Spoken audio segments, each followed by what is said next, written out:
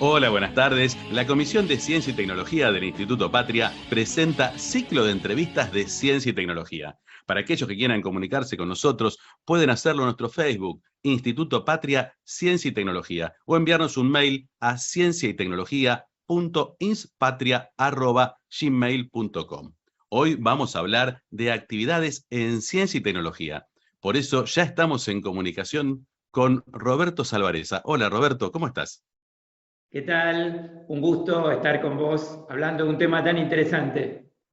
La verdad que el gusto es nuestro, Roberto, y antes de iniciar queremos comentarle a nuestra audiencia que Roberto Salvareza es presidente del directorio de ITEC, investigador superior del CONICET, doctor en bioquímica, fue ministro de Ciencia, Tecnología e Innovación de la Nación entre el año 2019 y 2021, fue además diputado nacional por la provincia de Buenos Aires entre 2017 y 2019, y también fue presidente del CONICET en los periodos comprendidos entre 2012 y 2015.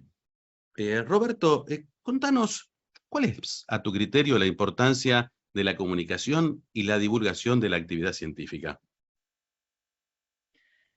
Bueno, es un tema también muy interesante y central, ¿no? Porque la verdad que uno defiende lo que conoce, ¿no? Entonces, yo creo que es muy importante que la sociedad conozca lo que hacen los científicos, qué trabajan los científicos, qué hacen en sus laboratorios y qué hacen con ese dinero que es el que financia sus actividades. Por lo tanto, la comunicación es central, ¿no? Y esto de la defensa, es decir, poder defender la ciencia, no es un tema menor, no es un tema corporativo, un tema que le importa a la comunidad científica. Hoy la ciencia y la tecnología son centrales en la disputa geopolítica. Los países que dominan la ciencia y la tecnología, dominan el conocimiento, son aquellos que tienen soberanía, tienen desarrollo económico y tienen desarrollo cultural. Entonces, el conocimiento es básico. Defender la ciencia, defender todo eso. Entonces, podemos defender la ciencia cuando la conocemos. Y creo que en eso de la defensa o no de la defensa podemos remontarnos, por ejemplo, a los ciclos que ha vivido la Argentina. Hemos tenido tiempo donde la ciencia tuvo etapas regulares, otras muy malas y otras muy buenas, básicamente en la época de Néstor y Cristina, que le dieron un impulso realmente muy importante a la ciencia y a la tecnología. Y allí en ese momento se creció, se avanzó, pero luego, durante la etapa de Macri, tuvimos un enorme retroceso, se desfinanció el sistema, se perdió el Ministerio de Ciencia, se desalentó a los científicos, se los desfinanció y todo eso mereció que salgamos los científicos a defender la ciencia, ¿no? Y ahí vimos lo importante que nos acompañara la sociedad. O sea que cada vez que comunicamos qué hacen nuestros científicos nos permite defenderla y defender, como decía, una herramienta básica de transformación. Y en esto, por ejemplo, la pandemia fue muy interesante, ¿no? En la pandemia, prácticamente la ciencia fue para gran parte de la sociedad claramente una herramienta de defensa. Nos defendíamos con la ciencia, no conocíamos nada del COVID, había que estudiarlo, había que buscar herramientas para detectarlo, había que protegernos, había que buscar posibles soluciones, fármacos, vacunas. Bueno, todo eso puso a la ciencia en el centro de la, yo diría, de la discusión, de una etapa muy, muy importante y muy compleja que hemos vivido muy recientemente, ¿no? Y justamente, Roberto, sí. hiciste hincapié en defender la ciencia varias veces en tu discurso. ¿De dónde viene ese ataque? Porque imagino que si hay una defensa es porque hay un ataque a lo largo del tiempo. ¿De dónde viene ese ataque? ¿A quién le interesa que no haya ciencia? Bueno, yo creo que es un problema que ni siquiera se puede, digamos, mirar de lo que es el tema, yo diría, social. Hay que mirarlo desde los modelos políticos y de desarrollo, ¿no? Si uno mira los modelos neoliberales y puede mirar los modelos nacionales. mirados desde Europa, de Estados Unidos, de Alemania, yo te diría que son países con esquemas neoliberales y sin embargo la ciencia es un elemento fundamental para avanzar, para consolidar sus economías, para la disputa geopolítica, pero en los modelos neoliberales de los países periféricos, como el caso de Argentina, sucede lo contrario, sucede que sus dirigentes locales, que actúan con una ceguera muy grande en ese sentido, lo que hacen es pensar de que somos países que no tenemos que dedicarnos a dominar la ciencia y la tecnología, sino que lo que debemos hacer es comprar el conocimiento. ¿No? El típico ejemplo, Macri comprando las patrulleras israelíes, o Macri comprando los aviones de Estados Unidos, dejando de fabricar los Pampa 3, o bien no desarrollando el ARSAT 3, que se acuerdan ustedes, fue un motivo de discusión, o bien diciendo no hay plata para INVAP. Ustedes se acuerdan cuando aterrizó en Bariloche y dijo no hay plata para INVAP, ¿no? Cancelando contratos, desalentando a los investigadores. Bueno, la verdad es que esa mentalidad neoliberal periférica ni siquiera se puede comparar con los proyectos neoliberales centrales, ¿no? Porque demuestra una ceguera, una incompetencia que es realmente preocupante. Entonces, la defensa de la ciencia se torna en los países periféricos muy importante, ¿no? Porque hace a todo esto que hablamos, a soberanía, desarrollo económico, cultura, desarrollo cultural, bueno, todo eso constituye la defensa que uno promueve. Y esa defensa no la hacen los científicos, no es una corporación que sale a defender. Lo que hacemos es que la sociedad tiene que defender la ciencia porque es un elemento de transformación social, de avance de lo que es las sociedades modernas. Entonces hablábamos de esto, y en esa defensa, volví al punto central, nadie defiende lo que no conoce, ¿no? Y, por ejemplo, ponía la pandemia, que reivindicó la ciencia como un elemento de defensa de todos, ¿no? Y la ciencia argentina ocupó un rol importante, y tuvo un rol importante porque se comunicó, porque se pudo ver a nuestros científicos desarrollando kits de diagnóstico, desarrollando los barbijos que se utilizaron, yo diría, por toda la sociedad. Uno iba a Constitución a las 5 de la mañana y veía a los laburantes con los barbijos puestos, con nanotecnología que desarrollaban nuestros investigadores. Vimos cómo se empezaron a desarrollar las vacunas, y eso hace que la percepción social de la ciencia sea alta. Hace poquito leí una encuesta de opinión, 70%, 74% de imagen positiva a los científicos, ¿no? El propio ministerio acaba de dar también hace un estudio de percepción social de la ciencia, donde se ve que es uno de los sectores más valorados y que la gente empieza a conocer qué es el CONICET, qué es el MinCit. Entonces, todo esto se hace a través de la comunicación. Y por eso vuelvo a plantear que en esta disputa hasta de modelos políticos, de modelos sociales, de modelos económicos, el tema de la comunicación de la ciencia no es un tema menor, es un tema central, y por eso es tan importante que ustedes estén acá haciendo y relevando lo que es la ciencia de la Argentina. En ese sentido, Roberto, vos estás como presidente de ITEC. ITEC está trabajando con YPF, con CONICET, con universidades nacionales. ¿Cuáles son los proyectos más importantes que se están trabajando desde ITEC? Te lo voy a poner un poquito, a darle un poquito de contexto a esto, ¿no? ITEC, ¿cuándo nace ITEC? ITEC nace en el 2012, cuando justamente Cristina toma la decisión de recuperar YPF. Ustedes se acuerdan que teníamos un declive de lo que era la producción de gas, la producción de petróleo, porque nuestros recursos convencionales se iban agotando. Entonces se toma la decisión de revertir esto, porque si no, Argentina iba al colapso energético directamente. Y recuperar YPF significaba empezar a trabajar sobre estos dos puntos centrales, que era detener la caída de la producción convencional con nuevas estrategias, y por otro lado, enfrentar el desafío de explotar una formación como Vaca Muerta que no se conocía, con tecnología que no sabíamos cómo cómo implementar y que requería de un esfuerzo científico. Y acá recordar que durante los 90 no solo se privatizó YPF, sino que se destruyó Florencio Varela, que era el lugar tecnológico de YPF, donde había habido años, décadas de desarrollo en cuanto a la explotación del petróleo y del gas. Entonces, hubo que recuperar no solo YPF, sino también la capacidad tecnológica de YPF, que había quedado reducida a un pequeño grupo que estaba en el CTA acá en Ensenada.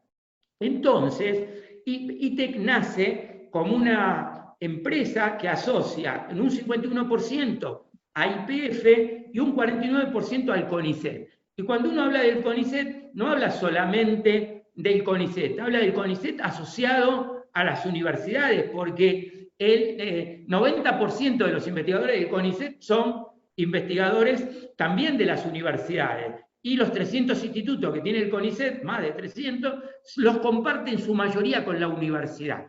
Entonces nace esta empresa para enfrentar esos dos desafíos en principio, lo que es el gas, el petróleo, en estas vertientes no convencional que había que apostar y lo que era detener el declive. Bueno, allí se estuvo trabajando y se desarrollaron muchos proyectos que hoy en día permitieron que Argentina tenga una producción de no convencional al nivel de Estados Unidos. Hoy prácticamente el petróleo que sacamos de vaca muerta tiene el mismo costo que el Permian de Estados Unidos, y eso es realmente un éxito tecnológico. Hemos logrado en poco tiempo, en 10 años, hacer la curva de aprendizaje y estar a la altura de Estados Unidos en cuanto al costo del petróleo. Y somos el segundo país en reserva de gas no convencional y el cuarto país en reserva de petróleo no convencional. YPF va a la cabeza de este tema. Aquí ITEC hizo muchas contribuciones, desde entender y dar elementos de modelos para la fractura, porque los no convencionales requieren fracturar la roca, elementos de sostén, las arenas que se utilizan para luego poder hacer que esas fracturas no se sellen y el petróleo y el gas pueda fluir en el reservorio. Se hicieron también aportes muy importantes en el área de polímeros para mejorar la explotación de aquellos yacimientos convencionales que estaban declinando y hoy se ha podido revertir en algunos de esos yacimientos la caída. Bueno, ahí YPF, ITEC e YPF trabajaron juntos para desarrollar tecnología. Pero también hoy en día estamos trabajando, por ejemplo, en un proyecto muy interesante para poder desarrollar herramientas que nos permitan saber la integridad de los ductos. Ustedes saben que el petróleo y el gas circula por oleoductos y gasoductos, ¿no? Uno de los puntos que hoy Argentina tiene problemas porque tenemos más gas y petróleo que podemos transportar. Entonces, la integridad de los ductos es muy importante. Estamos desarrollando una herramienta que nos permite inspeccionar los ductos por dentro y que hoy en día teníamos que contratar empresas extranjeras para hacer esa inspección y que muchas veces esas inspecciones que son obligatorias porque la Energas nos pide que se hagan, no se podía hacer porque no estaban disponibles los equipos. Desarrollarlos en el país, tenerlos y que nuestras empresas que están hoy en día son las transportistas, gas y petróleo, tenerlas, es un tema que es importante y lo estamos desarrollando junto a INVAP y junto a las universidades nacionales. También otro proyecto que estamos trabajando en este momento es sobre el tema de corrosión. Ustedes saben que todos los equipos que trabajan en campo sufren problemas de corrosión muy grandes porque los fluidos que se utilizan tienen agua, tienen sulfídrico, tienen sales. Bueno, se está trabajando en este sentido con la UBA, con la Universidad del Litoral, con CONICET, para estrategias que han permitido mejorar todo lo que es la producción de gas en esta última etapa. Creo que en ese sentido, en gas y petróleo, estamos dando muchas respuestas. Después también estamos trabajando mucho en lo que es los nuevos proyectos en energía sustentable. Ustedes saben que YPF es una empresa de gas y petróleo como núcleo central, y hoy todas las empresas de gas y petróleo en el mundo tienen que tratar de disminuir sus emisiones de dióxido de carbono. Entonces, estamos trabajando, por ejemplo, con la Universidad del Sur y la Universidad la Universidad del Sur y la Universidad del Comahue, para hacer un atlas donde poder almacenar, guardar lo que se emite, parte de lo que se emite de dióxido de carbono. Ustedes saben que hay que bajar las emisiones. Eso se hace inyectando el dióxido de carbono en reservorios. Esos reservorios tienen que tener una geología determinada, porque uno tiene que garantizar que lo que guardemos de ese dióxido que se captura, hay que almacenarlo, y eso tiene que ser seguro, no puede escapar. Bueno, estamos buscando, junto con el Comahue, el CONICET, la Universidad del Sur, justamente haciendo un atlas buscando las mejores zonas donde uno podría guardar el dióxido de carbono. También estamos trabajando en proyectos de litio y en proyectos de hidrógeno. YPF tiene una empresa que es YPF Luz. YPF Luz no solo genera energía eléctrica térmica a través de las centrales térmicas, por ejemplo, la de ciclo combinado, la del Bracho, de Tucumán, sino también que produce energía eléctrica a partir de energía sustentable, energía eólica, energía solar, ¿no? Y esas energías o hay que almacenarlas, o de alguna manera, porque muchas veces las inyectamos a la red y otras veces la red no nos permite, ya está saturada y tenemos que almacenar. Bueno, ahí tenemos dos opciones, el hidrógeno y el litio aparecen como dos opciones. Son proyectos que trabajamos, en el caso del litio, con la Universidad de Jujuy, con la Universidad de La Plata, el caso de lo que es la producción de hidrógeno a partir de esta energía eléctrica generada ya sea por energía eólica o solar, o bien a través del reforming del gas natural. Esto lo estamos trabajando, tratando de construir nuestros electrolizadores para generar la electrólisis del agua y generar hidrógeno. Esto es con la Universidad de Córdoba, la Universidad de Catamarca, el CONICET. Bueno, como ves, proyectos en energía, de gas, petróleo, litio, hidrógeno, a través de energías sustentables, y también proyectos de decarbonización, almacenamiento de dióxido de carbono.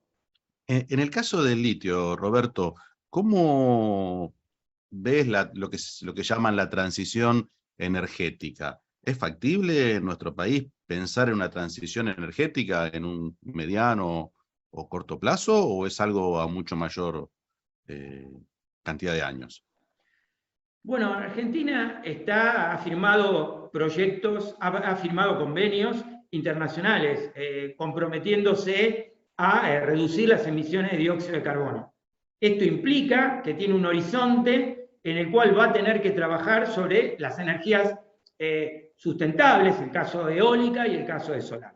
Todo esto viene ocurriendo y, como les comentaba recién, YPF no solo produce gas y petróleo, sino que ahora también apuesta a las energías renovables. Es el segundo productor de energía eléctrica en el país a través de energías renovables. Tiene 3 parques eólicos, uno lo tiene en Santa Cruz, que es Cañadón Seco, tiene uno en Chubut, en Manantiales Ver, tiene uno en Buenos Aires, en Los Teros, y a su vez tiene un parque solar en construcción en el Sonda. Entonces apuesta también YPF a las energías sustentables.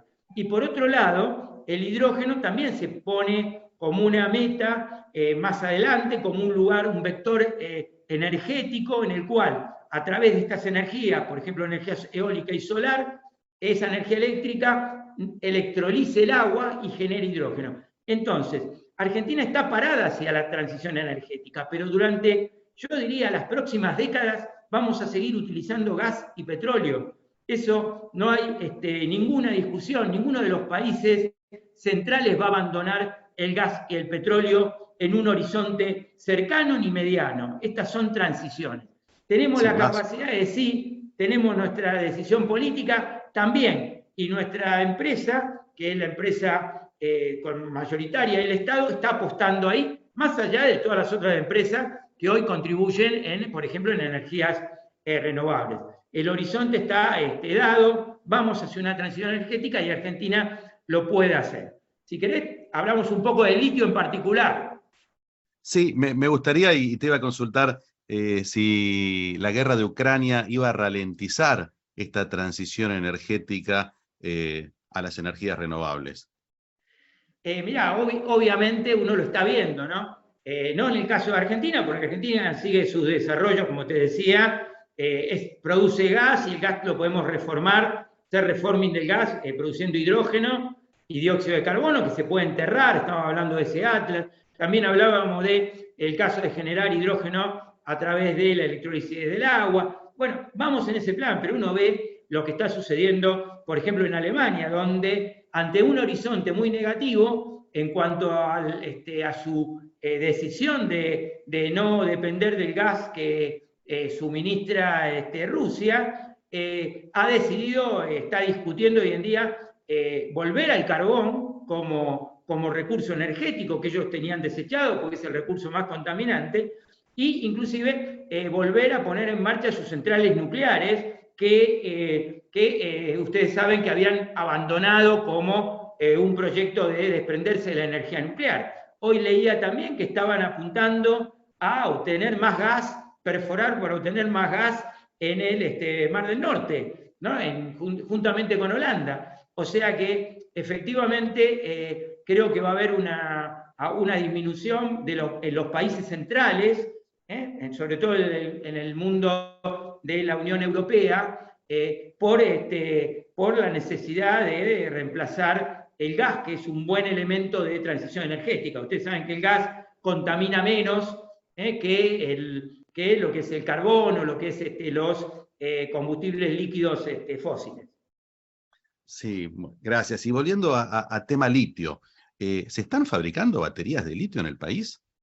Bueno, esto es el proyecto que estamos desplegando, ¿no? Es muy, muy interesante la pregunta. Solamente decirte que Argentina hoy en día tiene en el triángulo del litio, que es Bolivia, Chile y Argentina, Argentina tiene las segundas reservas de ese triángulo y es el cuarto productor mundial de litio. Exporta 40.000 toneladas de litio a un valor hoy en día de casi superior a los $50.000 la tonelada, ¿no? O sea que nosotros somos dueños de un recurso que hoy exportamos mayoritariamente como un producto que tiene un cierto agregado de valor, porque se parte de una salmuera, se la procesa y se llega a carbonato de litio, y este carbonato de litio es lo que exportamos, carbonato de litio, cloruro de litio, hidróxido de litio. Ese proyecto termina en ese punto. Ustedes saben que hoy en día las provincias, a través de la Constitución Nacional, son los dueños del recurso y ellos son los que concesionan los diferentes salares a través de los cuales se hace la explotación de las salmueras.